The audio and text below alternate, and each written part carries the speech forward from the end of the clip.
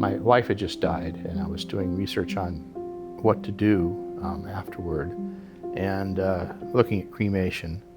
It's the only thing I really knew about, but in the cremation search on the internet, return home came up.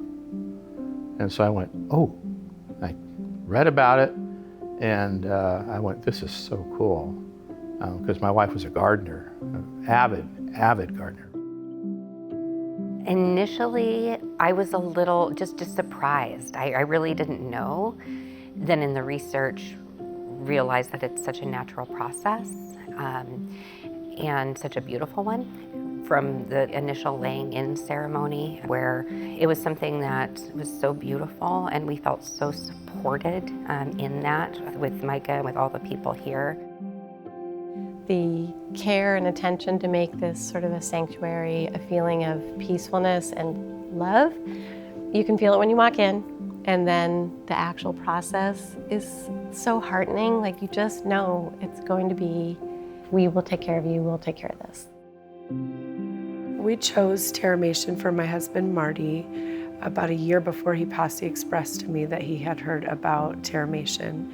It was an option that I'd never heard of before, and he felt really comforted by the fact that there was such a sacred manner of managing human remains. It's celebratory, you know, and of course there was a lot of sadness during that time, but there was also a lot of celebration of Marty's life that it felt like that we were doing and that we were invited to do.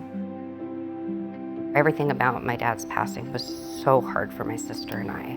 There was so much grief and so much pain, but having the soil, this living soil that is still a part of him, that we then took to all of the places that we had memories, all the places that he loved, all of the places that we had adventures, and we laid his soil with the trees and the redwoods, and had a family road trip where we stopped at all of these places along the way.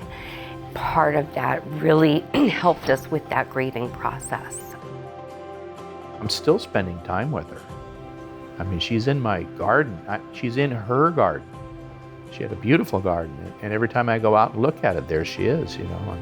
And so that's where she is now. She's in all the flower beds in this garden. Each of us has a tree in our garden with her earth.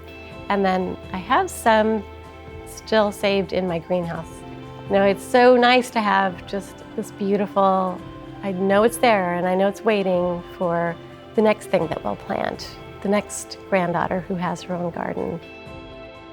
When you think about death and you think about the casket and the funeral or the ashes and that kind of thing, it just seems so dark. And what I learned is that it can be really beautiful and that you can honor the vitality that someone leaves behind. It's what I think in our heart of hearts we want when we think of returning to nature, sort of becoming part of the world again. And I like that. I would encourage anyone to do it.